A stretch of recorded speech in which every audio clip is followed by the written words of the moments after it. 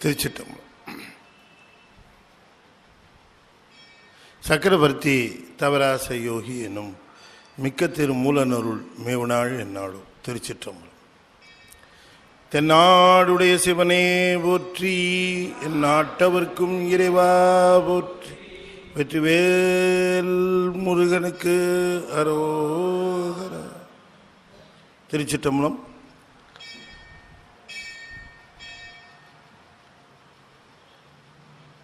அண்டசராசரங்களுக்கெல்லாம் அதிபதியாக விளங்கக்கூடிய முருகப்பெருமானுடைய ஒப்பற்ற கருணையினாலே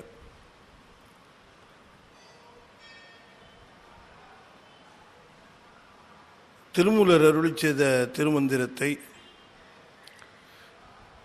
ஒரு ஞானப்பெரு வேள்வியாக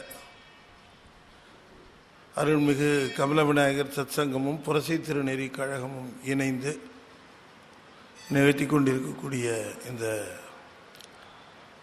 தருணத்திலே 5ஆம் தந்திரத்திலே உட்சமயம் என்று சொல்லக்கூடிய பகுதியை நாம் தொடர்ந்து இன்றும் சிந்திக்க இருக்கிறோம்.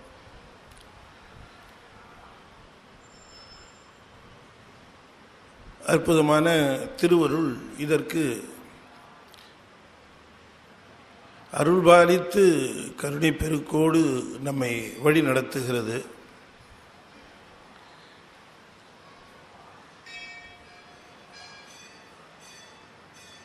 இன்றைய தினம் புதிய தமிழ் வருடம்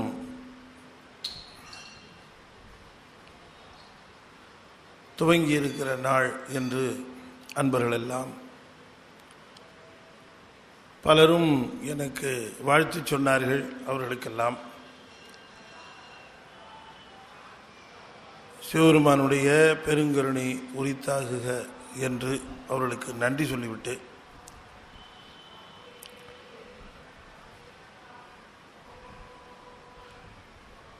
நமக்கு சிவனை வணங்குகிற நாளெல்லாம் புத்தாண்டு நாட்கள் தான். ஒவ்வொரு நாளும் நமக்கு புதிதாக பிறந்த நாள்.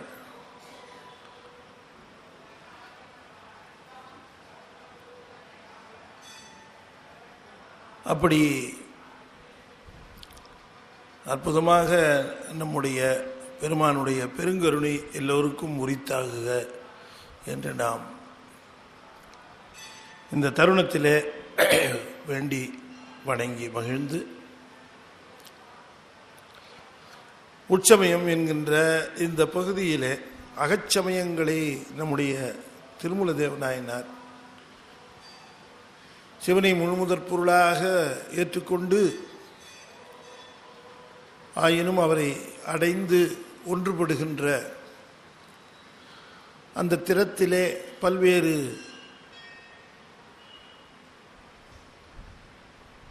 மாறுபாடான செய்திகளை கொண்டு வேறு வேறு சமயங்களாக அறியப்படுகின்றனவாக விளங்குகின்ற சமயங்களிலே பாசுபதம்,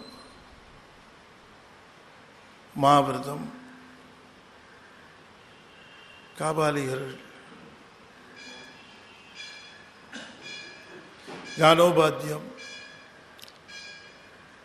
சாத்தம், கௌமாரம் என்றெல்லாம் பிரிவுகள் இருந்தாலும் இவை எல்லாமே சிவன்தான் முழுமுதற் பொருள், அடைய வேண்டிய பொருள் சிவம்தான் என்பதிலே வேறுபாடான கருத்து இல்லாமல், ஆனால் அடைந்த பின் எப்படி ஆன்மாவிற்கும் சிவத்திற்கும் இருக்கக்கூடிய உறவு எப்படி என்கிற கொள்கையிலே சிறு சிறு வேறுபாடுகள் உள்ளனவாக இந்த சமயங்கள் இருக்கின்றன. சென்ற முறை நாம் சொன்னோம், இப்படி இந்த வேறுபாடுகளை எல்லாம் மறந்து சிவனை அடைய வேண்டியதையே குறிக்கோளாக கொண்டு சமயங்களை எல்லாம் படிநிலைகள் என்று உணர்ந்து அவற்றை கடந்து சமயாதீதமாக இருப்பதுதான் இந்த சைவம் என்று நாம் உணர்ந்து கொள்ள வேண்டும் என்பதை வலியுறுத்துகிறார்.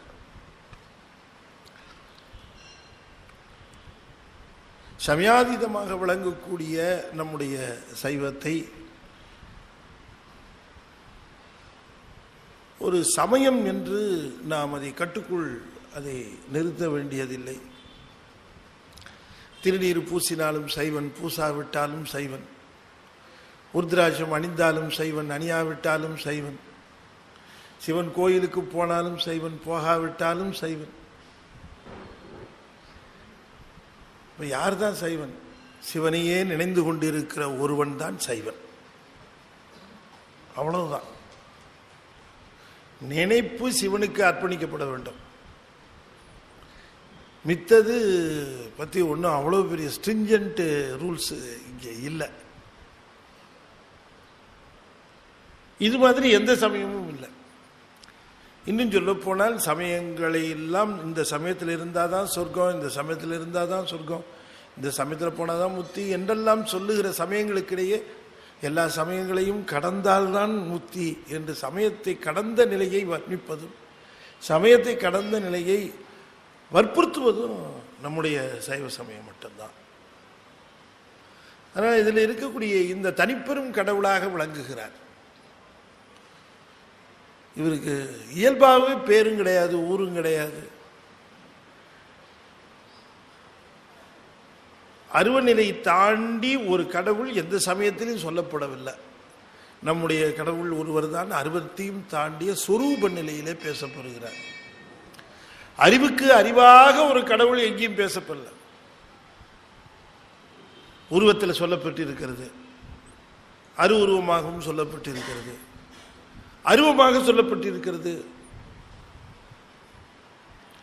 அருவமாக ஏற்றுக்கொள்கிறவர்கள் உருவமாக ஏற்றுக்கொள்வதில்லை, உருவமாக ஏற்றுக்கொள்கிறவர்கள் அருவமாக ஏற்றுக்கொள்வதில்லை. உருவமாக வழிபடுகிறவர்கள் அருவத்தை ஏற்றுக்கொள்வதில்லை, அருவமாக வழிபடுகிறவர்கள் என்ன சொல்றாங்க? உருவமே கிடையாதுங்கிறாங்க. உருவமே கிடையாது சிவனுக்கு. சிவனுக்கு இல்லை, பிரம்மத்துக்கு, கடவுளுக்கு உருவம் கிடையாது. ஆனா நம்ம அப்படி சொல்ல. அவன் உருவாகவும் இருப்பான், அருவாகவும் இருப்பான், உருவாகவும் இருப்பான். நீ போய் ஏன் அவனை ஒரு ஃப்ரேமுக்குள்ள போடுற? அவன் எந்த ஃப்ரேமுக்குள்ளேயும் அடங்காதவனாச்ச. அதனால தான் நம்முடைய அந்த சிவம் என்று சொல்லக்கூடிய அந்த நிலை கடந்த நிலை, கடந்தும் கலந்தும் விளங்குகிற நிலை, அதுதான் சிவம். அது கலந்தும் இருக்கும், கடந்தும் இருக்கும். இந்த கடவுளை பற்றி புரிந்து கொள்வதற்கும், இந்த கடவுளினுடைய இலக்கணம் புரிந்து கொள்வதற்கும், இந்த கடவுளுடைய செயல்பாடு புரிந்து கொள்வதற்கும் அவ்வளவு சுலபம் அல்ல. அப்படி இதனுடைய செயல்களை ஓரளவுக்கு வரையறுத்து சொல்ல முடியுமா என்றாலும் எந்த கட்டுக்குள் அடங்காதவனாக சிவபெருமான் இருக்கிறான்.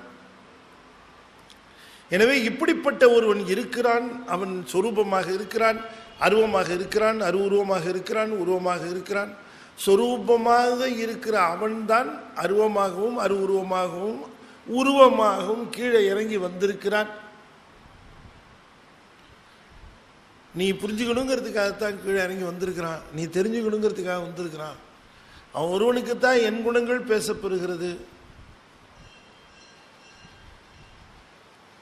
சொரூப நிலையாக அறிவுக்கு அறிவாக இருந்து ஆன்ம அறிவை இயக்குகின்ற ஒருவன், அறிவுக்கு அறிவாக இருந்து இயக்குகின்றவன், அப்படிப்பட்ட ஒருவன் சிவன்.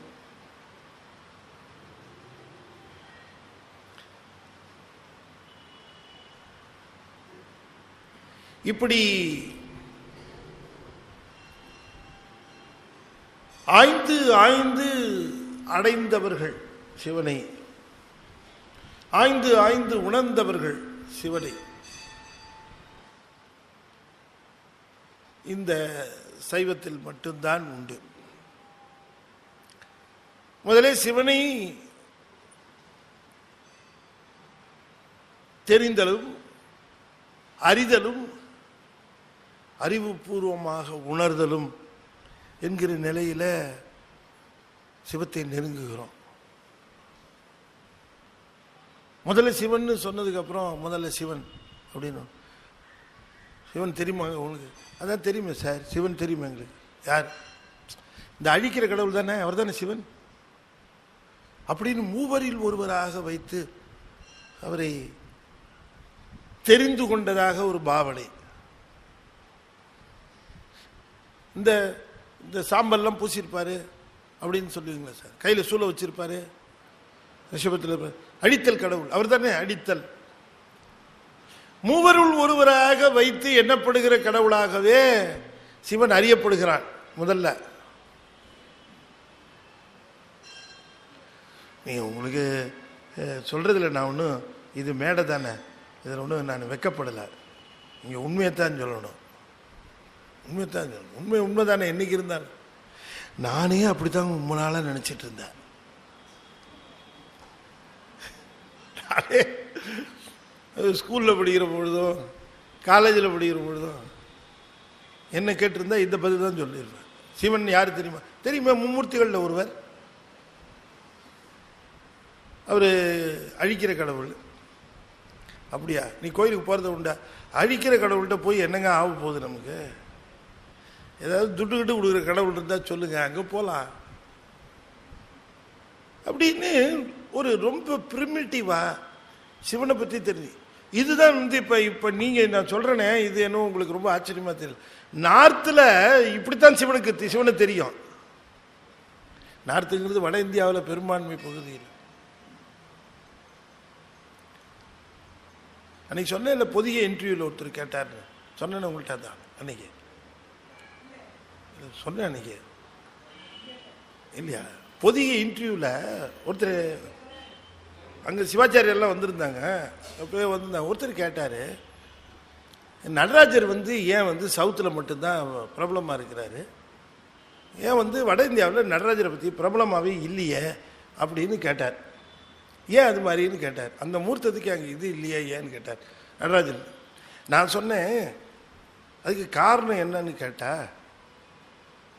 வட இந்தியாவில் சிவனை யாருன்னு என்ன நினைச்சிட்டு இருக்காங்கன்னா, மூவருள் ஒருவராகவே நினைத்து கொண்டு இருக்கிறார்கள்.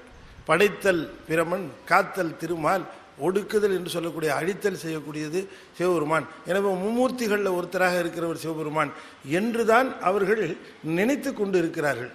ஆனால் தென்னிந்தியாவில் இருக்கிறவர்களுக்கு மட்டும்தான் தெரியும், அந்த மூவருள் ஒருவராக இருப்பது சிவன் அல்ல, அது சீகண்ட உருத்திரர். சிவன் யார் என்று கேட்டால் 5 தொழில்களையும் செய்கின்றவன். படைத்தல், காத்தல், ஒடுக்குதல், மறைத்தல், அருளுதல் என்று சொல்லக்கூடிய 5 தொழில்களுக்கும் தலைவனாக இருக்கிறவன் சிவபெருமான். அதை குறிப்பதுதான் அந்த நடராஜர் என்று சொல்லக்கூடிய 50 தொழில் செய்கின்ற தத்துவம். அதனால 5ஐயும் செய்கிறவன் சிவன்கிறதுனால தான் தென்னிந்தியாவில் நடராஜரா கும்பிடுறாங்க. இந்த திருக்கூத்துங்கிறது 5 தொழில் செய்யறது. அதனாலதான் தென்னாடுடைய சிவனையும் போற்றினார் மணிவாசகர். தென்னாட்டவருக்கு மட்டும்தான் தெரியும் சிவன் தான் எல்லாத்துக்கும் டாப்னு. மற்ற நாட்டில் இருக்கிறவெல்லாம் ஏதோ 3 ஒருத்தன் 4 ஒருத்தன் நினைச்சிட்டு இருக்கிறான். தென்னாடுடைய சிவனையை போட்டினா தென்னாட்டவர்களுக்கு தெரியும். எல்லாத்துக்கும் மேலே இருக்கிற சிவன், கீழே இருக்கிறது உருத்திரன். அந்த மூவருள் ஒருவன் அந்த உருத்திரன். அதனாலதான் நம்முடைய சுந்தரமூர்த்தி சுவாமிகள் சொல்லுகிற பொழுது ரொம்ப அற்புதமா சொன்னார். நாற்றானத்து ஒருவனை நல்லாற்று நம்பியை வெள்ளாற்று விதியை. விதின்னா செல்வம்.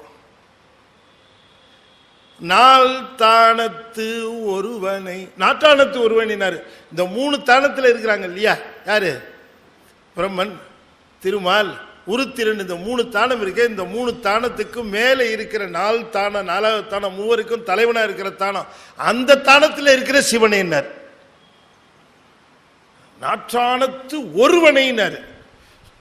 ஏன் நாட்டானத்து ஒருவன்னா, கீழே 3 பேர் இருக்கிற மாதிரி மேலேயும் ஒரு 2 பேர் இருப்பாங்க போல இருக்குன்னு இல்ல, அங்கே ஒருத்தன் தான், இவன் ஒருத்தன் தான்.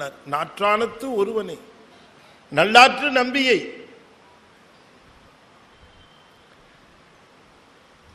அப்ப இது ரொம்ப அற்புதமா நாம தெரிஞ்சு கொள்ள வேண்டிய விஷயம் என்னன்னு கேட்டா, தேர்ந்த அரணை அடைந்த சிவநெறி. நம்ம சைவத்தை பற்றி பேசுறார் திருமூலர். இது சிவநெறி எப்படின்னா, தேர்ந்த அரணை அடைந்த சிவநெறி தேர்ந்த அரணை அடைந்த சிவநெறி பேர்ந்தவர் உண்ணி பெயர்ந்த பெருவழி ஆர்ந்தவர் அண்டம் புகும் அருள் நெறி பொந்து புனைந்து புணரு நெறி. ஆமே. ரொம்ப அற்புதமா சொன்னார் சாமி. தேர்ந்த அரணை சிவன் தான் முழுமுதற் பொருள் என்று தேர்ந்த அரணை அறிவால் உணர்ந்து ஒரு பொருள் தான் எல்லாத்துக்கும் மேலே இருக்க முடியும். பலர் ஆட்சி செய்ய முடியும், ஆனால் பலர் ஆட்சி செய்தாலும் பலருக்கும் ஆற்றல் தந்து ஒருவன் தான் தலைவனாக இருக்க முடியும். அந்த ஒருவன் தான் சிவன். பல கடவுளர் உண்டு, அந்தந்த கடவுளரை அந்தந்த பதவியிலே அமர்த்தியவன் ஒருவன் உண்டு. அப்படி அந்த பதவியிலே அமர்த்திய அந்த தலைமை நிலையிலே இருக்கிறவன் ஒருவன். அவனை நாம் தேர்ந்து அது ரொம்ப நாளாகும், ரொம்ப நாளாகும். அப்படியா? இல்லைங்க, 6 நாளில் ஒருத்தருக்கு தெரிஞ்சு போச்சு. டக்கு போய் சேர்ந்தே விட்டார். எத்தனையோ ஜென்மமா ட்ரை பண்ணிட்டு இருக்கிறோம் போய் சேர்றதுக்கு. இவர் எங்கேயோ பன்றிய வேட்டையாடிட்டு போனார். போன வழியில் யாருப்பா மலை மேலே? குடுமி தேவர். முடிஞ்சது கதை, அவ்வளோதான். குடுமி தேவரா? இப்போ அவரை போய் சேர்ந்தாகணுமே, சேர்ந்துட்டார். தேர்ந்த அரணை. இப்ப சிவன் தான் இந்த தேர்தல் இருக்கு பாருங்க, அதுக்கு தாங்க இவ்வளவு கஷ்டப்பட்டு இருக்கோம். இது தேர்ந்து அறிதல் வேண்டும். சிவனே முழுமுதற் பொருள், சிவனே நம்மை காப்பவன். சிவனிடம் போனாத்தான் நமக்கு விடிவு. நம்முடைய துன்பங்கள் எல்லாம் நீங்குவதற்கான ஒரே உபாயம் அது ஒண்ணுதான், வேற எதுவுமே கிடையாது. அப்ப இந்த உயிர் என்னைக்கு தெரிஞ்சுக்கிறது?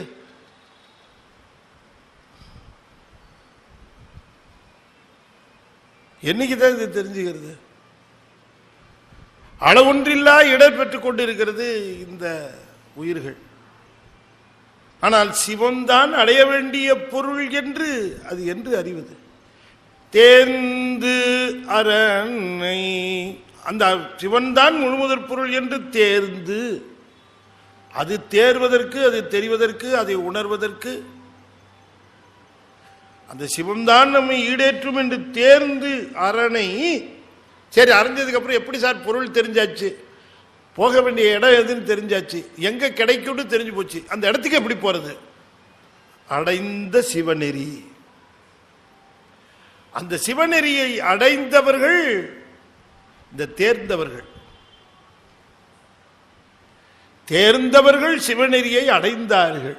அதை சொல்றார் திருமூல, சொல்லுகிறார், தேர்ந்த அரணை அடைந்த சிவநெறி. தேர்ந்த அரணை அடைந்த சிவநெறி. அறிவால் தேர்ந்த அரணை, அடைய வேண்டிய பொருள் இதுதான் என்று உணர்ந்த அரணை. வாழ்க்கையிலே நாம் தெரிந்து கொள்ள வேண்டிய பொருள் ஒன்று இருக்குமானால் அது இந்த சிவம்தான் என்று அந்த துணிவு வந்த பிறகு, ஒரு துணிவு வந்துடணும், அந்த நிச்சயம் வந்துடணும், இதுதான் ஏன் அடைய வேண்டிய பொருள். குறிக்கோள் ஒன்று இல்லாது கெட்டேன். இந்த குறிக்கோள் இதுதான், சிவனை உணர்தல். சிவனை உணர்தல் தான் பொருள்னு தெரிஞ்சதுக்கு அப்புறம் ரூட்டு போட்டு கொடுத்துருவார். நமக்கு வேணுங்கிறது இந்த விருப்பமும் இந்த டிசிஷனும் தான், முடிவும் தான். தேர்ந்த அரணை அடைந்த சிவநெறி. அடைந்த சிவநெறினார்.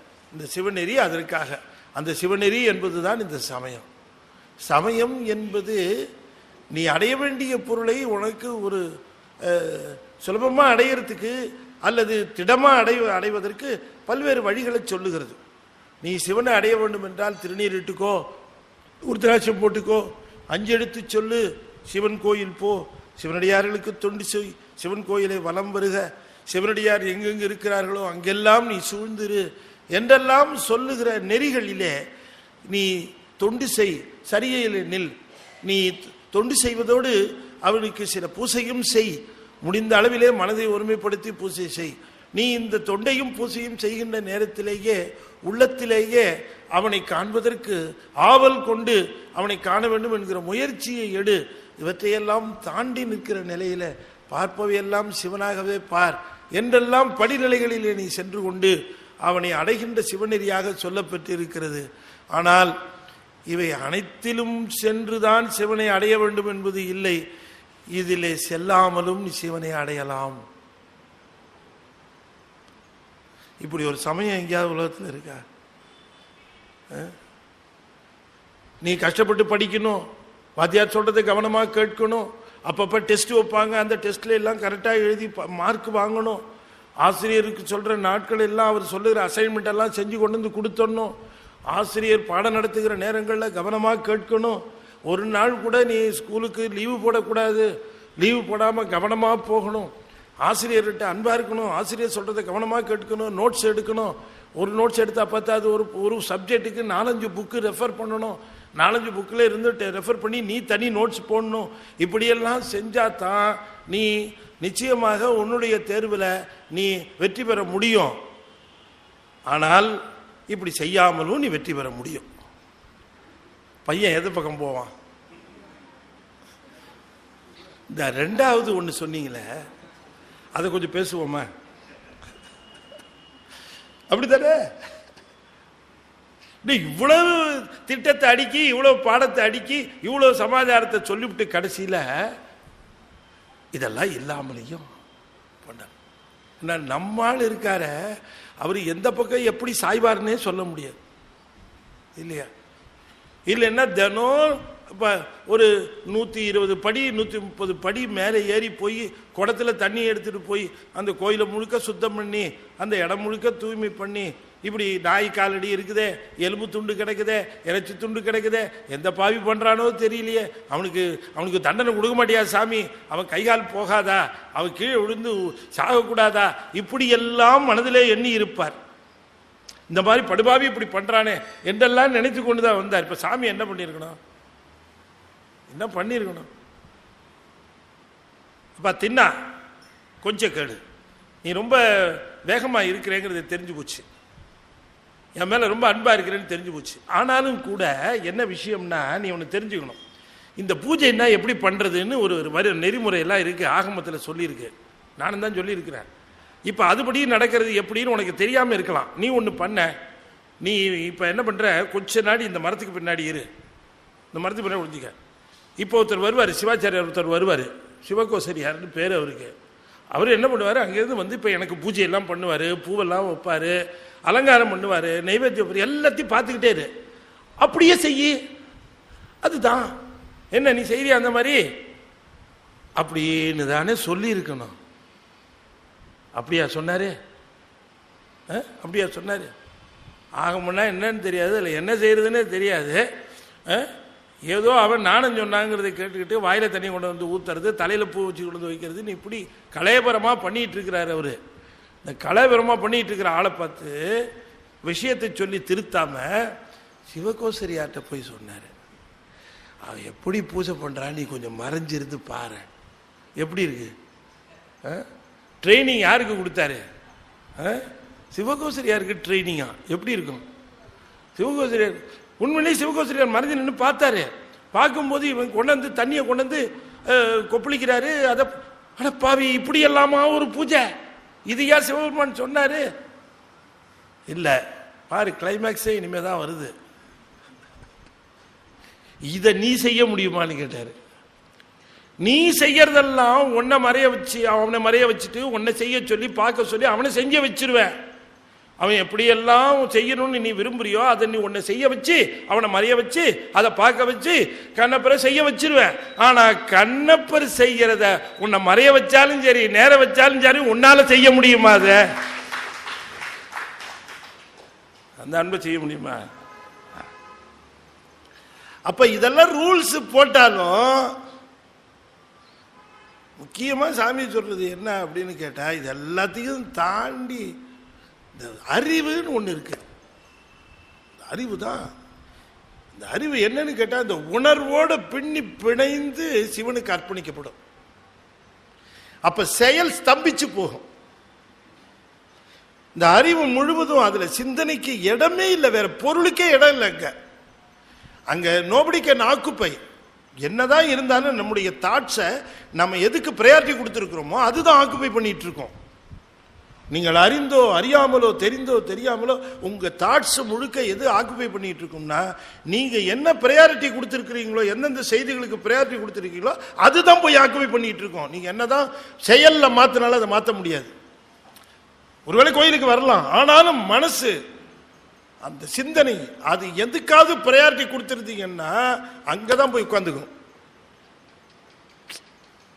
புரியுதா உங்களுக்கு? உதாரணத்துக்கு சொல்றேன், கிளம்பும் போதே உதாரணத்துக்கு சொல்றேன், இது இல்லை, கிளம்பும் போதே பையன் ஊர்ல இருந்து வரேன்னு சொல்லிட்டான். பையன் கிளம்பும் போது சாவியை பக்கத்து வீட்டில் கொடுத்துருக்கேன், வாங்கிக்கப்பா உள்ள இரு, நான் திருமந்திர சொற்பொழிவு 5ஆம் தந்திரம் விறுவிறுன்னு போயிட்டு இருக்கு. அது பாட்டுக்கு செம ஸ்பீடில் போகுது, பொதிகை ட்ரெயின் ஸ்பீடில் போயிட்டு இருக்கு, வைகை ஸ்பீடில் போயிட்டு இருக்கு. நாங்கள் போய் கேட்டுட்டு வந்துடுறேன், நீ சாவியை பக்கத்து வீட்டில் வாங்கிட்டு உள்ள போயிரு அப்படின்னு வந்தாச்சு. வந்தாலும் பையன் ஊர்லேருந்து வரான், சாவியை வாங்கியிருப்பானா. அந்த நேரம் பார்த்து அந்த அம்மா எங்கேயாவது வெளில போயிருக்குமா. இப்போ பார்த்தீங்கன்னா வந்து உட்கார்ந்துருப்போமே தவிர தாட்ஸில் ஒரு பெரும்பகுதி டக்குன்னு டைல்யூட் ஆகி போக ஆரம்பிச்சிடும். இப்போ நம்ம எதுக்கு ப்ரையாரிட்டி கொடுத்துருக்குறோன்னு நமக்கே தெரியாது. நம்ம என்னவோ சொற்பொழிவுக்கு தான் ப்ரையாரிட்டி கொடுத்த மாதிரி நினச்சி வந்திருப்போம். ஆனால் பார்த்தீங்கன்னா நீங்கள் ப்ரையாரிட்டி லிஸ்ட்டு போட்டு பார்த்தா தான் தெரியும். அது மைண்டு கரெக்டாக கேஜ் பண்ணி வச்சுருக்கோம். அது ப்ரையாரிட்டி லிஸ்ட்டில் திரும்ப 11ஆவது இடத்துல வச்சுருக்கோம். அது 10 இடமும் ஃப்ரீ ஆனால் தான் 11 இடத்துக்கு வருவது. அது 1 2 3 ஸ்கேன் பண்ணி அந்த ப்ரையாரிட்டிக்கெல்லாம் மீட் பண்ணிட்டு அதுக்கப்புறம் தான் இங்கே வரும். நீங்கள் நினச்சி பாருங்க, தின்னனார கொஞ்சம் யோசனை பண்ணி பாருங்க. தந்தையை பிரிந்து வந்தார், தாயை பிரிந்து வந்தார். யார் நினைப்பாவது வந்துதான் அவருக்கு? ஒருத்தர் நினைப்பு வந்துதான்.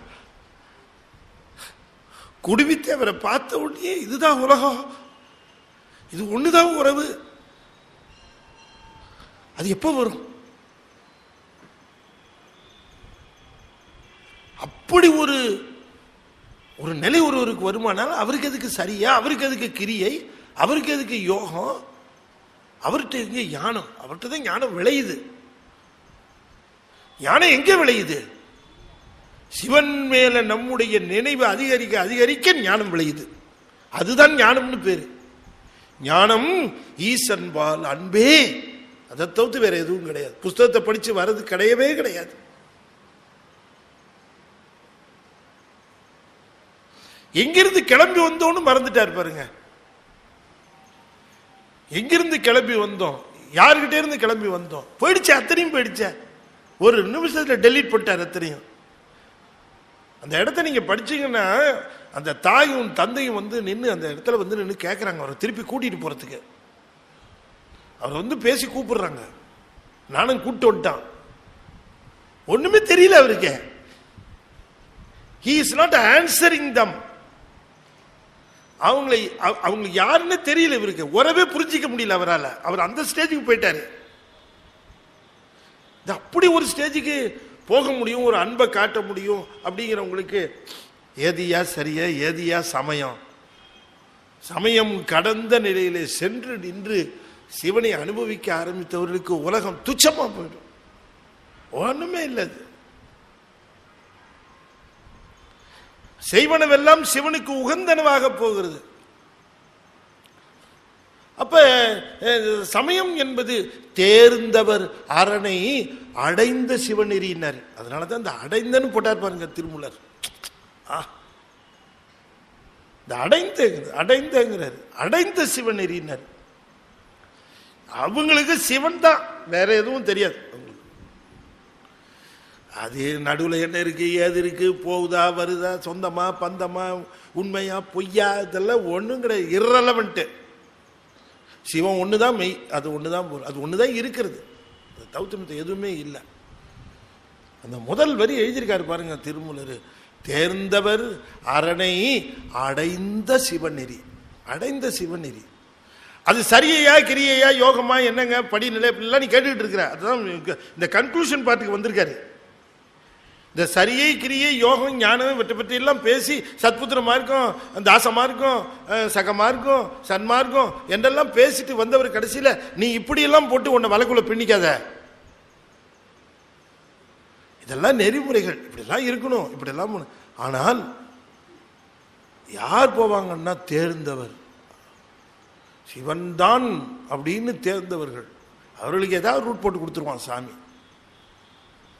சாமி நீதான் சாமி, எனக்கு வேற எதுவும் இல்லைன்னு யார் ஒருத்தர் தேர்ந்தார்களோ அவர்கள் எந்த நெறியை அடைகின்றார்களோ அந்த நெறி தான் சிவநெறி அப்படின்ட்டாரு.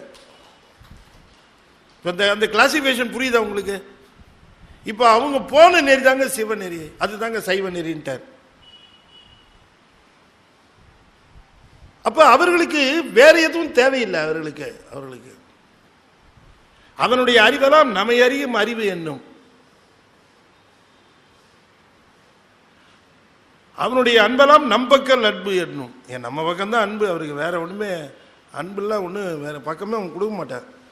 அவனுக்கு அறிவெல்லாம் இப்ப எப்படின்னு கேட்டா, அவன் அறிவு எதை அறிந்து கொண்டு இருக்கிறதுனா குடுமித்தேவர் ஒருவரைத்தான் அறிந்து கொண்டு இருக்கிறது, வேற ஒண்ணுமே அவன் அறியல.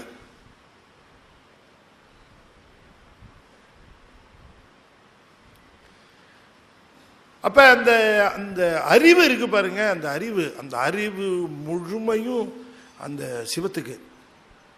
அதை தந்தவர்கள் எந்த நெறி போறாங்களோ அதெல்லாம் சிவநெறிப்பான்ட்டார். அது சொல்லிட்டு சொன்னார்,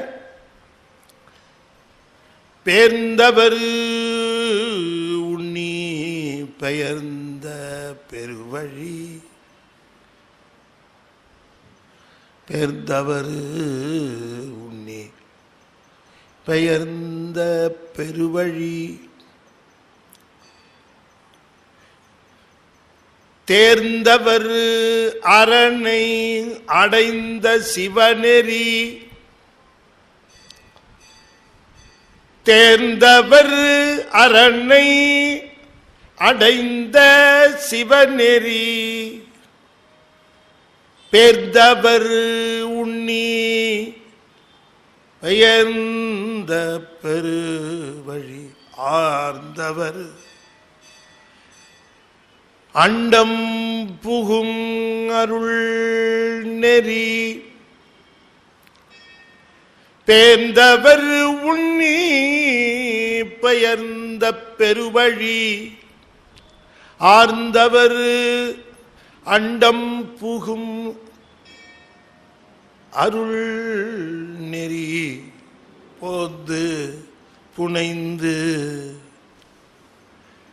புணர் நெறி ஆமே, போந்து புணர்ந்து போந்து புனைந்து புணர் நெறியாமே. பேர்ந்தவர் இந்த தேர்ந்தவர்கள் ஆய்வு செய்து அறிவை சிவனுக்கே தந்து சிவனையே நினைந்து அப்படி செய்தவர்கள், சிவனை அடைய வேண்டும் என்று போனவர்கள் சிலர். வேற ஏதாவது இருக்குமோ, வேற எங்கேயாவது இவரை விட பெரியவர் யாராவது இருப்பாங்களோ, அல்லது இவரை விட ஒரு கடவுள் இருக்குமோ, அல்லது இதை விட சிறந்த நெறி இருக்குமோ என்று கருதி பேர்ந்தவர் விட்டுட்டு போனவங்க, பேர்ந்தவர்னா நீங்கி போனவர், அவங்க எல்லாம் என்ன செஞ்சாங்கன்னாரு, உண்ணி ஆராய்ந்து பார்த்து அலசி பார்த்து என்ன ஆச்சுன்னா பெயர்ந்தவர் திரும்ப வந்து சேர்ந்தாங்க. அப்படி வந்து சேர்கிற ஒரே நெறியாக இருப்பது இந்த சைவ நெறி மட்டும்தான். இதுல ஒண்டிதான் அப்படி ஆகும். போனவன் அங்கே இருக்க மாட்டான், இங்க வந்து சேர்ந்துருவான். போனவனுக்கு போனப்புறம்தான் தெரியும். இல்லை, போனவனுக்கு போனப்புறம்தான் தெரியும். ஆகா, இருந்த இடம் தான் உண்மையான இடம் அப்படின்னு தெரியும்.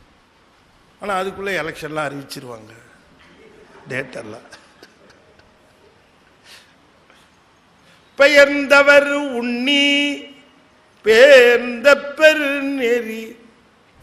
சாக்கிய நாயனார் என்ன பண்ணாரா, அவர் எனக்கு மீண்டும் பிறவாமை நெறி வேணும்னார். மீண்டும் பிறவா நெறி அதுதான் வேணும்னு அவருடைய நோக்கம். இயல்பாகவே வேளாண் குலம் அவருக்கு தெரியும். இந்த பிறவா நெறி நாங்க தான் சொல்லிட்டு இருக்கிறோம்னு பௌத்த மதம் பேசினதுனால அங்க போயிட்டார். அங்க போனதுக்கு அப்புறம் தான் தெரியுது ஒண்ணுமே இல்லைன்ட்டு. இந்த எக்ஸிபிஷன்லாம் பார்த்தீங்கன்னா என்ன பண்ணுவான், ஒரு பெரிய கூடாரம் மாதிரி போட்டு அப்படியே அந்த டென்ட் அடிச்சிருப்பான். ஒரு பெரிய டென்ட் அடிச்சிருப்பான் கூடாரம். வெளியில படமெல்லாம் போட்டு மச்ச கன்னிகை பார்க்கிறீர்களா அப்படின்னு ஒரு பொண்ணு தலையை போட்டு மீன் மாதிரி ஒரு உடல் போட்டிருப்பான்.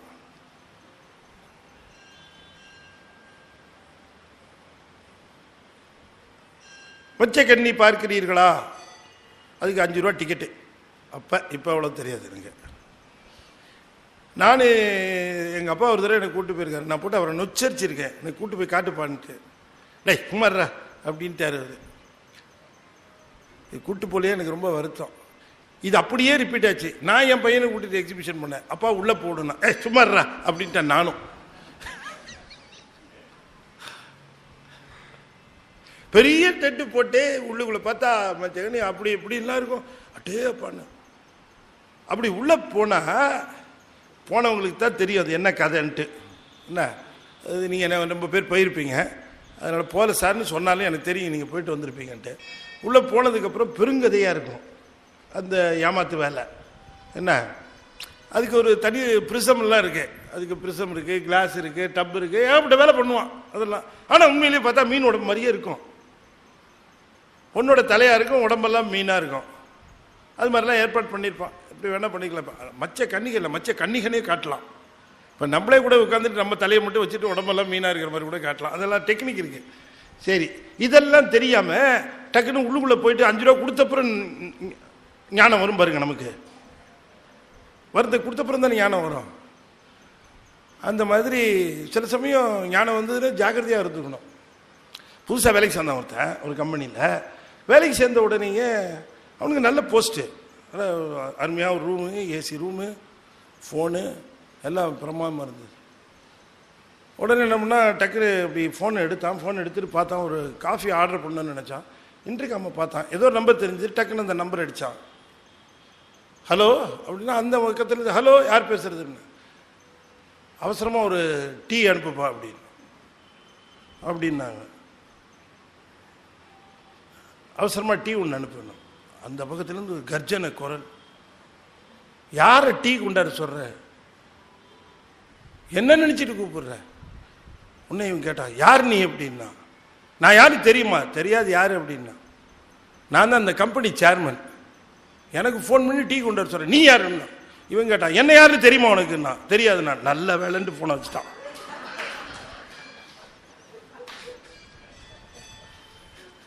சரியா பிறந்ததோடு சரி அப்படின்னு. அப்போ நான் யார் தெரியுமா, நீ யார் தெரியுமான்னு அங்கே போனதுக்கு அப்புறம் தான் தெரிஞ்சுது. ஓ இவ்வளவுதானே கதை இந்த சாக்கிய சமயம் அப்படின்ட்டு திரும்பி வந்துட்டார். அதுக்கு சேக்கிடார் ஒரு பாட்டு சொல்றார். அந்த பாட்டு முக்கியம் இல்லையா? செய்வினையும் செய்வானும் அதன் பயனும் சேர்ப்பானும். இந்த சேர்ப்பானும் கொடுப்பானுன்னு பாடபேதம் இருக்கு. செய்வினையும் செய்வானும் அதன் பயனும் கொடுப்பானும் மெய் வகையால் விதித்த பொருள் 4ஆகும் என உணர்ந்த இவ்வியல்பு சைவ சமயத்திற்கு, சைவ சமயத்திற்கே உரியது. இவ்வியல்பு சைவம் அல்லவற்றுக்கு இல்லெனக் கொண்டே உய்வகையால் சிவம் பொருள் என்று தெரிந்து அறிந்து உணர்ந்தார். என்ன மேட்டர்னு தெரிஞ்சுக்கிட்ட. செய்வினையும் வினைகள் தீர்ந்தால் பிறப்பு வரும். வினைகள் தீர்ந்தால் பிறப்பு வரும். அதுல ஒன்றும் மாற்று கிடையாது. பிறப்பு வேண்டான்னு நினைச்சார், பிறப்பு வேணான்னு நினைச்சா வினையெல்லாம் அருந்தாகும். வினைகள்லாம் அருகிறதுக்கு என்ன வழி அப்படின்னு கேட்டா ஆசைப்படாதுன்னார். ஆசை இப்போ படாம இருக்க, ஆனா ஏற்கனவே வினைகள் இருக்கு, அதுக்கு என்ன வழி? வழி இல்லை. இங்க வழி சொல்லியிருக்கு. செய்வினையும் யார் அது செய்யறா? செய்வானும் அதன் பயனும். இந்த மூணையும் எல்லா சமயமும் ஒத்துக்குச்சு. செய்யப்படுவது வினை, செய்கின்றவன் வினையாளன், செய்யப்படுகின்ற வினையின் பயன் சேர வேண்டிய இடம் வினையாளன். மூணு கிளியரா இருக்கு. ஆனா எப்படி சேர்றது? எலிகள்லாம் சேர்ந்து ஒரு மாநாடு பிடிச்சு, எல்லா எலியும் சேர்ந்து எலிகள்லாம் சேர்ந்து என்ன சொல்லிச்சுன்னா, வர வர வர வர வர வர நம்மளோட சுதந்திரம்லாம் பறி போயிட்டே இருக்கு. நாம இந்த பங்களாவில் அங்கேயும் இங்கேயும் சுற்றி திரியிறோம், நமக்கு வேணுங்கிறத வாங்கி எடுத்து சாப்பிட்றோம். அது சில சமயம் கொடுக்க மாட்டாங்க, அதனால கம்யூனிசமாக எடுத்து பிடிங்கி தான் சாப்பிட்ணும். அப்புறம் சோஷலிசமாக பரவி சாப்பிட்ணும். இப்படிலாம் இருக்கக்கூடிய தத்துவங்களுக்கு நடுவில் நம்ம எலிகள் ஆகிய நமக்கு கவனிக்கிறவங்க யாரும் கிடையாது. ஏதோ பிள்ளையாருக்கு வாங்கணும்னு சொல்கிறானே தவிர நம்மளை கண்டா அடித்து உதைக்கிறதுலையே தான் இருக்கிறானே தவிர நமக்கு எவனும் எந்த உபகாரமும் செய்கிற மாதிரி தெரியல. பிள்ளையாருக்கு 10 கொழுக்கட்டை வைக்கிறானே, 4 வடை வைக்கிறானே, இந்த எலிகளும் தின்னுட்டு போட்டுன்னு ஒரு வடையை வைக்கிறானா? ஒரு பையில வைக்கிறது இல்லை. வர வர நாமளா சரி இவன் கொடுக்கலன்னா நம்ம பிடிங்காது திங்கலான்னு தின்னா அதுவும் பொறுக்க மாட்டேங்குது. நமக்கு எதிரியாக ஒரு ஆளை கொண்டு வந்து இங்கே விட்டுட்டான். இது எங்க தெரியுதுன்னே சொல்ல முடியல. இது பகல்லையும் தெரியுது, ராத்திரியும் தெரியுது. லைட்லாம் ஆஃப் பண்ணா கூட இதுக்கு கண்ணு தெரியுது. எது? பூனை. இப்படிப்பட்ட இந்த பூனை நம்மளை வேட்டையாடிக்கிட்டு இருக்கு. இப்ப கொஞ்ச காலமா நம்மளால சுதந்திரமா வெளியில தெரிய முடியல. எங்க போனாலும் வாகன சோதனை நிறுத்தி நம்மளை ஏகப்பட்ட கெடுபிடிக்க ஆளாக்குறாங்க. என்ன இந்த பூனையோட தொந்தரவு தாங்க முடியல. இதுக்கு என்ன பண்றதுன்னு நாம இப்ப பேசி ஒரு முடிவெடுக்கிறதுக்கு தான் எத்தனை எலிகளாகிய நாமெல்லாம் ஒன்று சேர்ந்து இருக்கிறோம். அப்ப நம்ம என்ன செய்யறது, எப்படி செய்யறது? இது யாராவது ஒரு வழி சொல்லுங்க. நீங்க அந்த வழி நம்ம உடனே நிறைவேற்றி ஆகணும். நம்முடைய எலி கூட்டமே இல்லாவிட்டாலும் சுதந்திரத்தை இழந்து இந்த பூனையால நம்ம அழிக்கப்பட்டு விடுவோம். இதுக்கு ஏதாவது ஒரு வழி இருந்தா சொல்லுங்க. அதுல ஒரு எலி சொல்லிச்சு, எனக்கு ஒரு நல்ல வழி தெரியுது, அந்த வழியை வேணா அடாப்ட் பண்ணி பார்க்கலாம். என்னன்னு, இந்த பூனை எப்போ வருது எப்படி வருதுன்னு நமக்கு தெரிய மாட்டேங்குது. அதனால தான் நம்ம அநேகம் பேர் மாட்டி இதுல சின்ன பின்னமாகி சிக்கி தவிக்கிறோம். ரைடு வரத்துக்கு முன்னாடியே நமக்கு யாராவது ஒரு சின்ன இன்ஃபர்மேஷனை கொடுத்துட்டாங்கன்னா, ஏதோ வந்தவன் தேடி கிடைக்கிறதுக்காக ஒரு 4-5 வச்சுட்டு மீதி எல்லாம் அண்டர் கிரவுண்டில் கொண்டு போய் அமைக்கலாம். வந்தவனே ஏமாந்து போகக்கூடாது. அவன் அதை பிடிச்சே இதை பிடிச்சேன்னு பேப்பரில் நியூஸை கொடுத்துட்டு போவான். நீ கொடுக்கணுங்கிறதுக்காக தான் ஒரு 4-5 வச்சிருக்கிறேன்.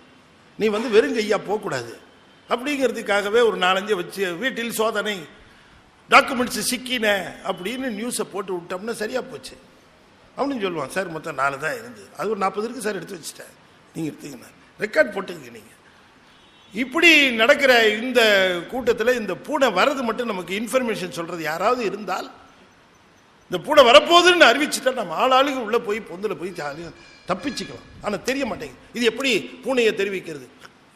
பூனை வரதை யாராவது அறிவிக்கணும். பூனை வரதை யாரையா அறிவிச்சுட்டு இருப்பா? வீட்டுக்காரன் இப்போ பூனையை அனுப்ப போறேன் அப்படின்னுட்டா அனுப்புவான்? என் சன்னு சொன்னா, அமெரிக்காவில் இந்த பெட்ரோல் போகிற இந்த வாகனம் இருக்க, இந்த ரோடு கண்ட்ரோல் வாகனம், அது எங்கே நிற்கிது, எங்கே போகுது, எப்போ வருதுன்னு கூட தெரியாது. அது வாட்டுக்கு ஒரு இடத்துல ஓரமணிக்கும் போக வரும். யாராவது தப்பு பண்ணால் அந்த சைரன் அடிச்சுக்கிட்டே போய் அவனை கிராஸ் பண்ணி நிறுத்திட்டு அப்புறம் அவனை பிடிச்சி அதெல்லாம் என்கொயரி பண்ணி இப்படி தான் நடக்கும். ஏன்னா என்னப்பா நம்ம ஊரில் சும்மா இருக்கும்போதே போயின்னா அடிச்சுக்கிட்டே போகிறானே, இப்போ போகிற திருடெல்லாம் ஜாக்கிரதையாக இருந்துக்கங்க, நாங்கள் பிடிச்சிருவோம் உங்களை அப்படின்னு சொல்லிட்டே போற மாதிரி இருக்க. இவன் சும்மா இருந்தா தானே அவன் ஏதாவது தப்பு பண்ணுவான், பிடிப்பான், எங்க மாட்டுவோமோன்னு அவனுக்கு தெரியாது அப்படின்னு இருக்கும். ஏன் இப்படி பண்றாங்கன்னு கேட்டாப்ல. அதாவது எப்போ பார்த்தாலும் இந்த லைட் எரிஞ்சுக்கிட்டு அடிச்சுக்கிட்டு இருக்கும் இங்கே நம்ம ஊரில். அங்கே யூஎஸ் போனீங்கன்னா அப்படி கிடையாது. அங்கே யூஎஸ் போனால் அந்த அந்த கேஸ் பிடிச்சா தான் அது சைரன் அடிக்கும், அவன் போய் பிடிப்பான். இல்லாட்டி சைரன் அடிக்காது. போலீஸ் வேன் இருக்கிறதே தெரியாது. எல்லா வேன்லையும் போலீஸ் வேன் மாதிரி இருக்கிற மாதிரி இருக்கும். சில சமயம் இந்த ஒன்வேல வந்துடுவோம். இந்த உண்மையில வரும்போது அங்கே போலீஸ்காரர் இருந்தால் மாட்டிக்கு வரேங்கிறதுக்காக உண்மையை பார்த்துக்கிட்டு அப்படி சர்ன்னு வருவான் நம்மால். ஆனால் இவனுக்காகவே இந்த போலீஸ்காரர் முன்னாடி பொட்டி கடையில் ஒளிஞ்சிக்கிட்டே பார்த்துட்டு இருப்பார். போலீஸ் இல்லையேன்னு வந்தோடனே டக்குன்னு பொட்டி கடையிலேருந்து வருவார் பாருங்க. அப்புறம் வெளியிலேருந்து ஓ அப்படிம்பார். தடுக்கிறவர் இருந்தால் அங்கேயே நின்று இருந்தால் யாரோ பார்த்துட்டு அவன் வரவே மாட்டான், அவன் குற்றத்தையே தடுத்துடலாம். இவர் தான் ஒளிஞ்சு நிற்கிறாரு யாரை பிடிக்கிறதுக்கு. இந்த அப்பாவியாக வருவான் என்ன, அவன் வந்து அவசரமாக போகிறவனா இருப்பான், அவனையெல்லாம் பிடிச்சிருவார். இந்த ஹெல்மெட்டு வந்த புதுசில் பார்த்தீங்கன்னா பண்ண கெடுபடி அட்டே அப்பா வரவணையெல்லாம் நிறுத்திக்கிட்டு எல்லா வாகனத்தையும் நிறுத்தி சோதனை பண்ணாரு. அன்னைக்கு காரில் ஒருத்தர் பண்ண நிறுத்திட்டாரு, எங்கேயா ஹெல்மெட்டுங்கிறார். எங்க நான் காரில் உள்ளே உட்காந்துருக்கேங்க. சரி கொஞ்சம் ஆர்வ கோளாறுல அப்படி சொல்லிட்டோம். நாளையிலேருந்து இல்லைங்க, நாளையிலேருந்து ஹெல்மெட் போடணுமா உள்ளுக்குள்ளேயே? இல்லை நாளையிலேருந்து பிடிக்க மாட்டோம் நாங்கன்னு சொல்கிறேன். நீங்கள் போங்க. ஒரு கடமையை செய்கிறதுல இவ்வளோ ஆர்வம் எங்கேன்னு கேட்டால் அப்பாவி இந்த ஆளுங்க மிடில் கிளாஸ் ஆகட்டும். இந்த கடமை வீரத்தை வேற எங்கேயாவது காட்டினா நல்லாயிருக்கும், நாடு சௌக்கியமாக இருக்கும். பாவம் இப்போ எல்லா போலீஸ்காரங்களுக்கும் டாஸ்மாக் கடையை காப்பாற்றுறதே வேலையாக போச்சு. இல்லை எல்லா டாஸ்மாக் கடை வாசல்லையும் பாவம் போலீஸ் இருந்து பத்திரமா வரவங்கெல்லாம் வாங்கி குடிமகன்கள்லாம் பத்திரமா வந்து மக்கள் குடிமக்களை காப்பாற்ற வந்தவங்கள இப்போ குடிமகன்களை காப்பாற்றுறதுக்காக போலீஸு ரொம்ப எல்லாம் இப்போ நியூஸை பார்த்தாலே அங்கே கலாட்டா நடக்கிறது தான் பெருசாக இருக்குது. சரி, அப்போ இந்த எலிகள்லாம் சேர்ந்து ஒரு தீர்மானம் போட்டு எப்படியாவது இந்த பூனை வரதை யாராவது ஒருத்தர் சொன்னால் நாமெல்லாம் தப்பிச்சிக்கலாம் அப்படின்னப்ப இந்த எலிகள்லாம் சொல்லிச்சு, சரி பூனை வரதை எப்படி தெரிஞ்சுக்கிறது? நீ சொல்கிற ஐடியா நல்லா இருக்கு. எலி பூனை வரும்போது நம்மலாம் ஜாகிரதை, பூனை வரதை எப்படி தெரிஞ்சுக்கிறது அப்படின்னு கேட்டோம். யாராவது ஒருத்தர் போட்டு சொல்ல சொன்னா என்னன்னு, யாரையா தைரியமாக நின்று பூனை வரதை பார்த்துட்டு பூனை வருதுன்னு சொல்லி நம்மளெல்லாம் காசு மட்டும் அது பூனைக்கிட்ட மாட்டேங்கிறதா? அது எப்படி முடியும்?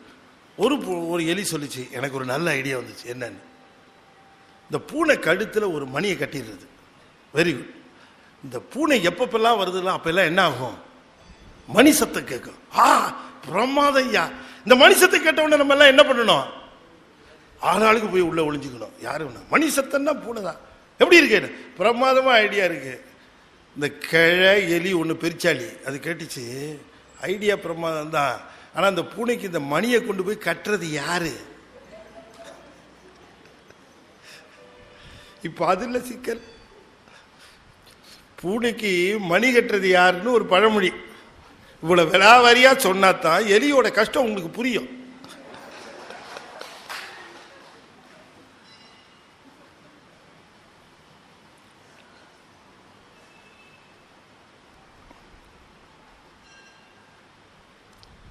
செய்வானும் செய்வினையும் யாரு கொடுக்கிறது இந்த பலனை? ஆன்மா தானா போய் தான் வினை பயனை எடுத்துக்குமா? அது எப்படி எடுத்துக்கும்? இது தானா போய் சேருமா வினை பயனு? அது எப்படி சேரும்? இது ஜடமாச்ச.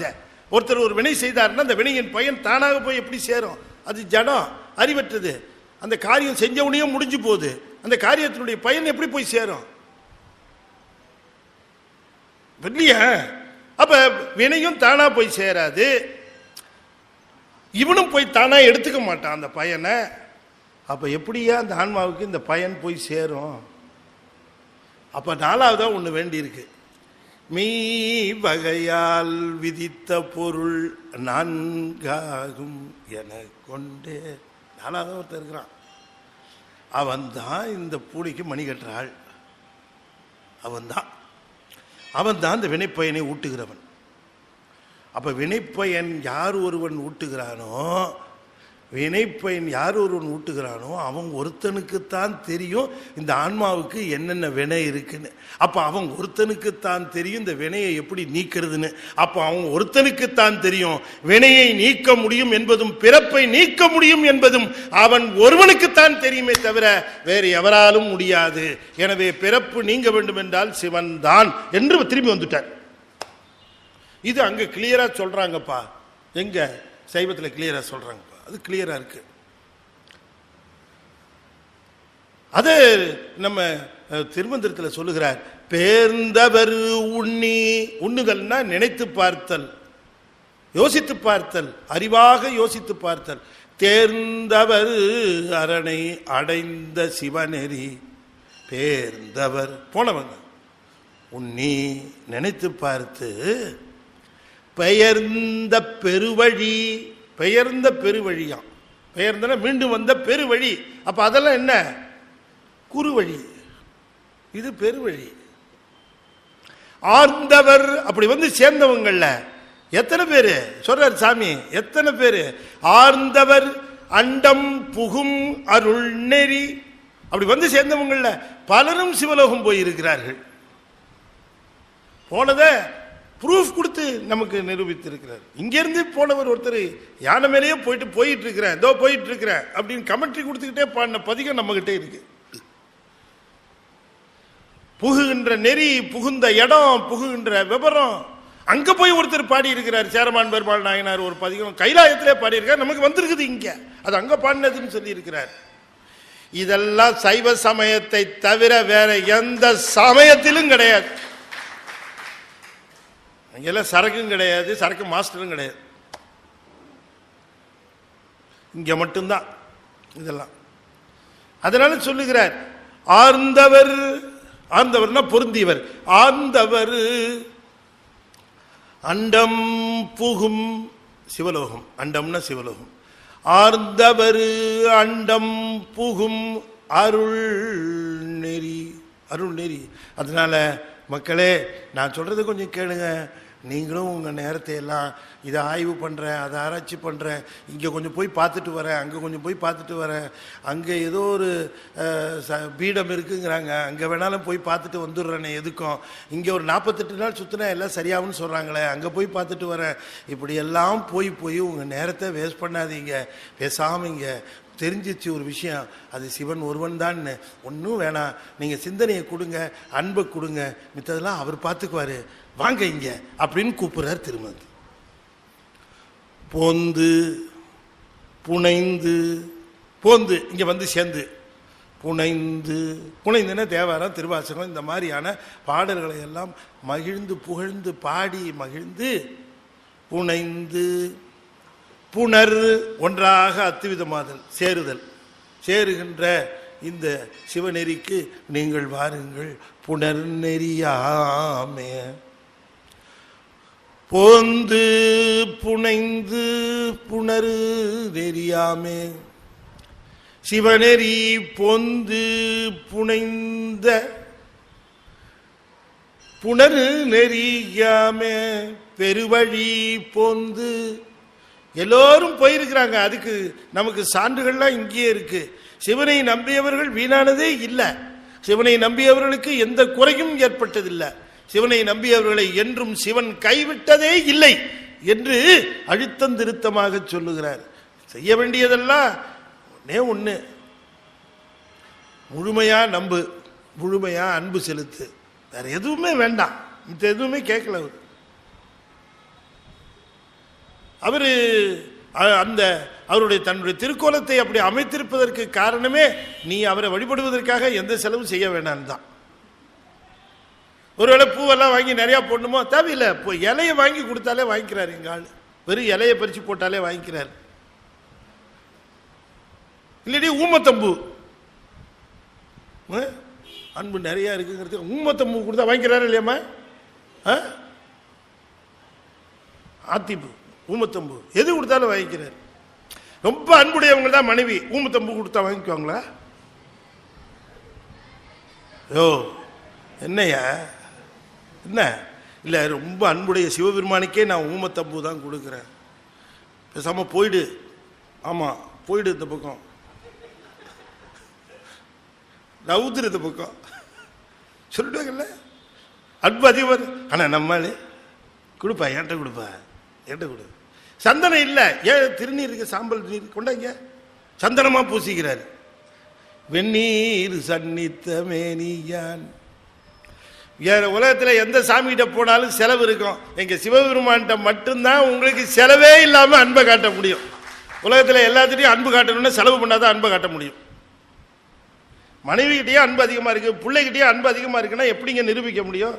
என்னத்தை கொடுத்தா எனக்கு நீ? அப்படிதாங்க இல்லையா?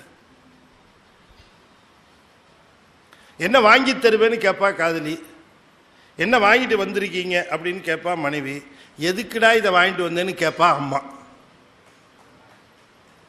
இதான வித்தியாசம். அப்ப எதுக்கு இதெல்லாம் நீ தேடிட்டு இருக்க, ஏன் அப்படின்னு கேட்பா. அம்மா எப்பராக இருக்கிறான், இது எதுக்கு இதெல்லாம் உனக்கு, உன்னை அதெல்லாம் கேட்கவே இல்லையே. ஒரு டம்ளர் தண்ணி எடுத்து அப்படி மேலே விட்டுட்டு ஒரு இலையை பறித்து அப்படி போட்டாலே போதும். புண்ணியம் செய்வார்க்கு பூ உண்டு நீர் உண்டு, அண்ணலும் அது ரெண்டு அருள் செய்யா நிற்கும். ஒரு தடவை நீங்கள் அன்பை மட்டும் வாங்கி பாருங்க, அவங்ககிட்டேருந்து ஒரு அன்பை வாங்கி பார்த்து ஃபீல் பண்ணிட்டோம், அவ்வளோதான், முடிஞ்சு போச்சு. எந்த அன்பும் ஒரு அன்பாவே தெரியாது. அந்த அன்புக்காகத்தானே ஏங்குறாங்க அடியார்கள் எல்லாம். அறிய ஒண்ணாத உடம்பின் பயனை அறிய ஒண்ணாத அறுவகையாக்கி, அறிய ஒண்ணாத அறுவகை கோசத்து அறிய ஒண்ணா அண்டம் பதிந்ததே. அறிய ஒண்ணா உடம்பின் பயனை,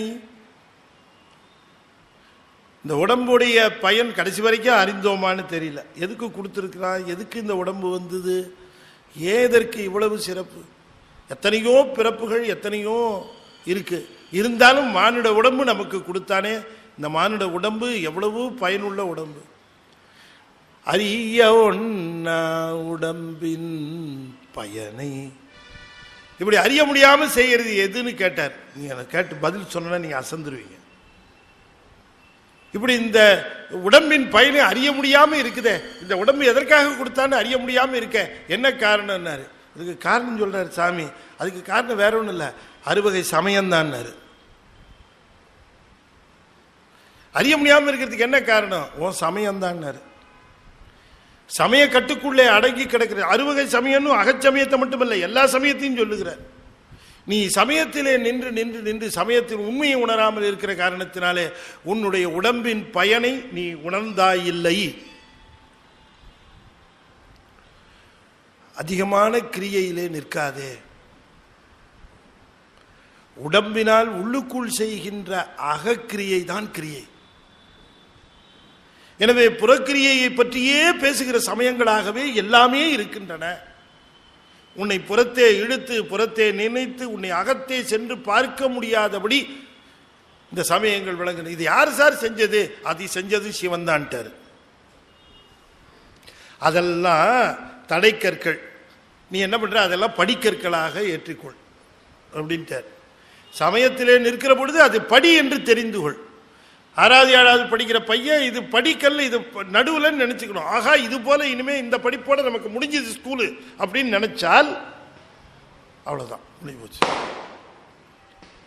அப்ப தடைக்கற்களை படிக்கற்களாக மாற்றுவது போல சமயத்திலே நிற்கிறவர் சமயத்தின் உண்மை தெரிந்து, சமயத்தினுடைய உண்மை என்ன அப்படின்னு தெரிஞ்சு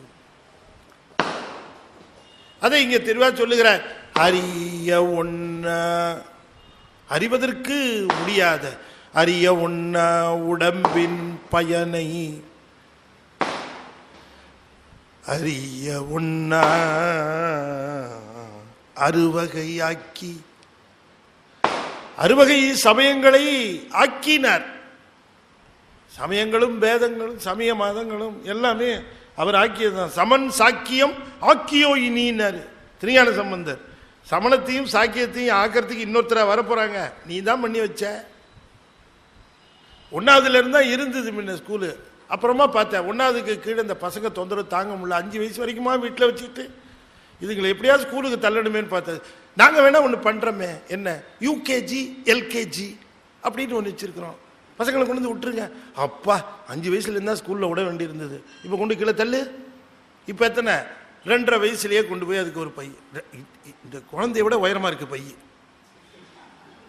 அதில் 4 புஸ்தகம், ஒரு தண்ணி பாட்டிலு, அதுக்கு லஞ்ச் பாக்ஸு, அதுக்கு ஒரு பிஸ்கட் பாக்ஸு, அது எல்லாத்தையும் அப்படியே தரன்னு இழுத்துக்கிட்டே அது வருது.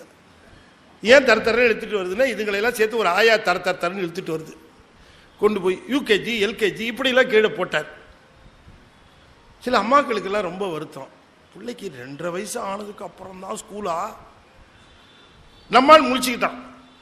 ஏன் ப்ரீ கேஜின்னு ஒன்று இருக்குங்க. ஆமாம், நீங்கள் அங்கே கொண்டு வந்து விடுங்க. கொண்டு போய் விட்டான் அத்தனை ஸ்கூலு. அது அப்பா அம்மானே சரியா சொல்ல தெரில. அதுக்கு முன்னாடி ஸ்கூலில் இருக்குது எல்லாம். எங்கெங்க பிள்ளைய உங்கள் பையனை பார்க்கலான்னு வர்றேங்க. எப்படி என்ன வயசாச்சுன்னா பையன் ஸ்கூலுக்கு போயிருக்காங்க. ஸ்கூலுக்கா? அவன் இப்போ தான் நடக்க ஆரம்பிச்சான்னு. அதான் ஆயா தூக்கிட்டு போயிருக்கு.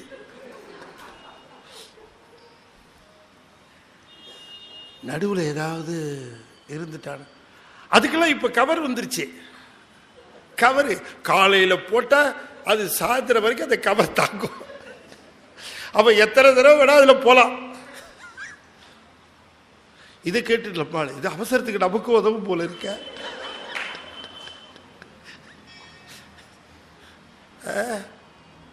இப்படி கொண்டு போய் கீழே கீழே இருக்கிற லெவல்லாம் தேவைன்ற மாதிரி சாமி பார்த்தாரு. ஒரு வயலே வச்சிருக்கிற சமயங்களை பார்த்துட்டே இருந்தாரு. ஆக இன்னும் கீழே போற வண்டிலாம் இருக்கணும்னு நினைச்சிட்டு யூகேஜி எல்கேஜி மாதிரி சமணத்தையும் சாக்கியத்தையும் பண்ணி கீழே கொண்டு போய் வச்சார். அதுதான் அந்த சமன் சாக்கியம்.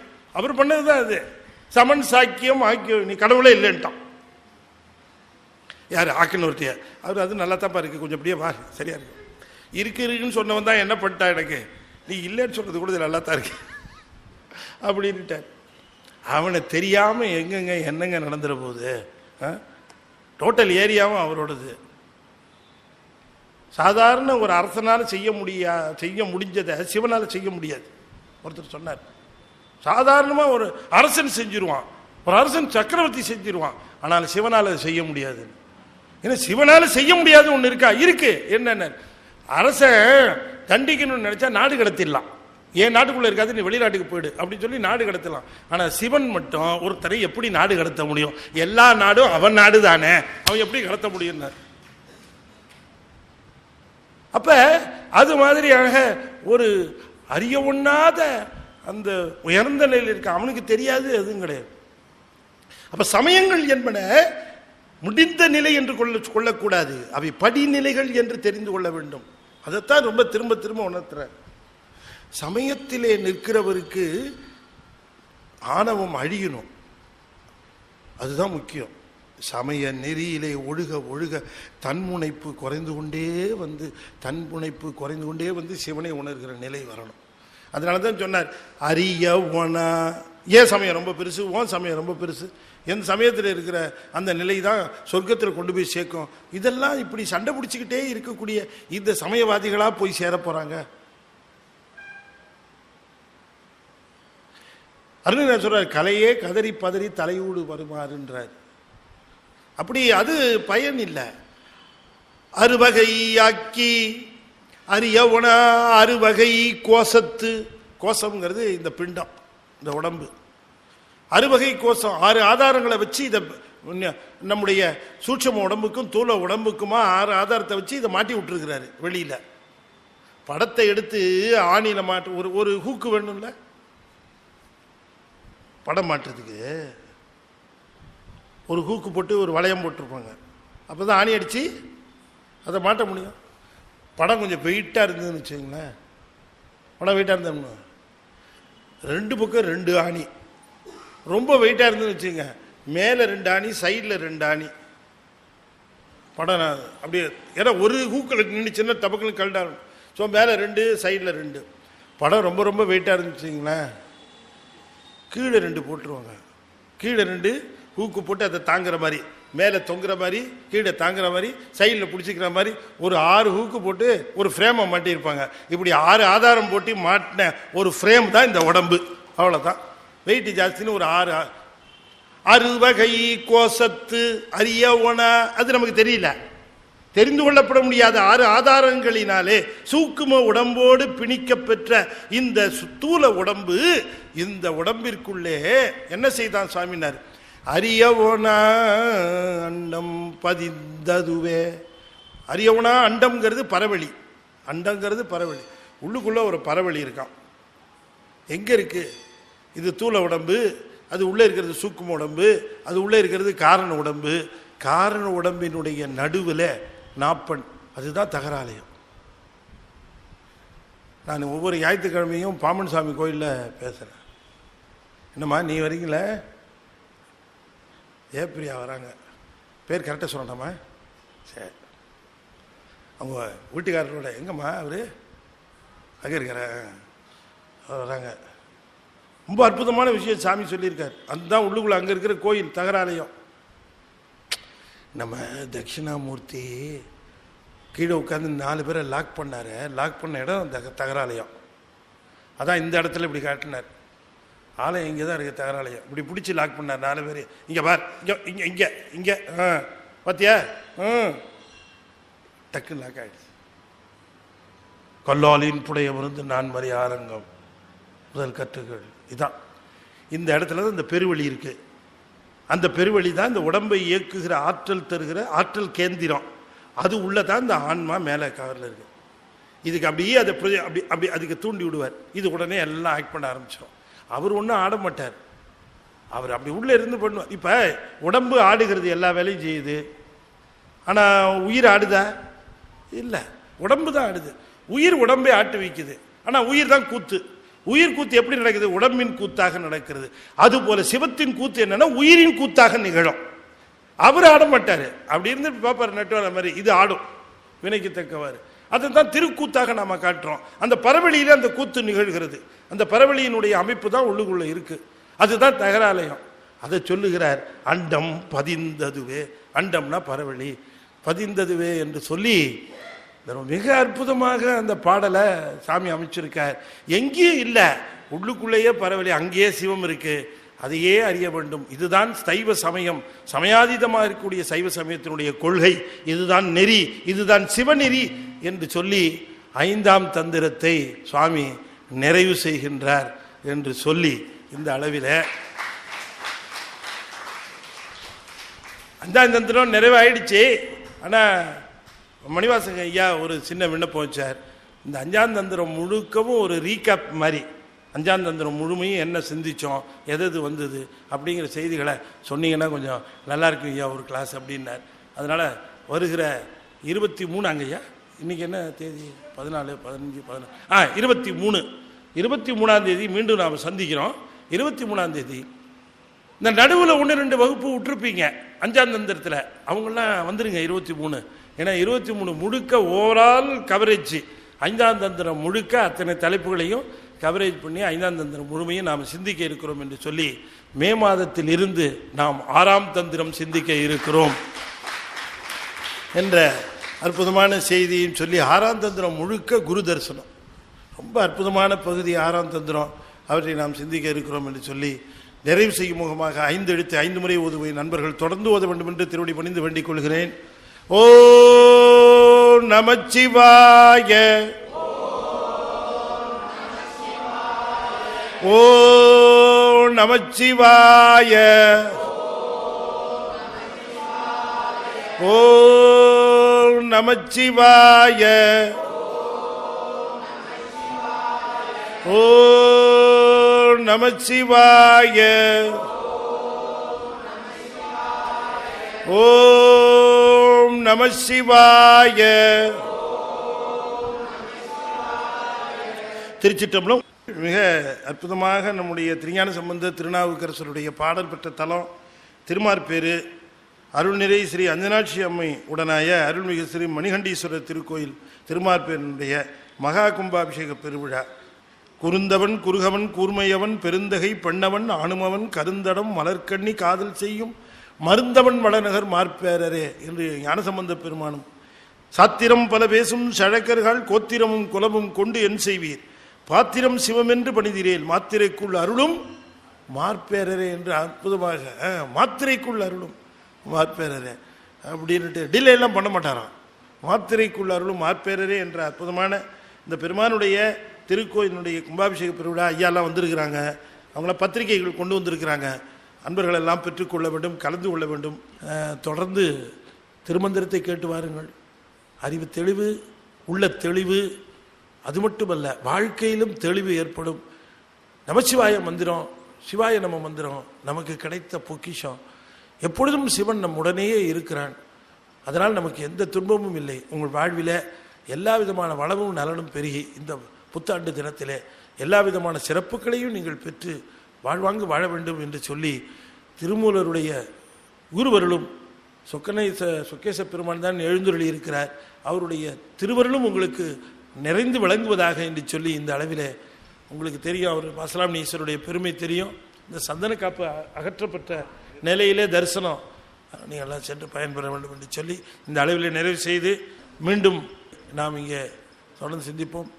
பெரிய புராணம் சாமியார் மடத்தில் நடந்து கொண்டு இருக்கிறது. பாடலாக விளக்கம் வேறு எங்கேயும் சொல்கிறதில்ல.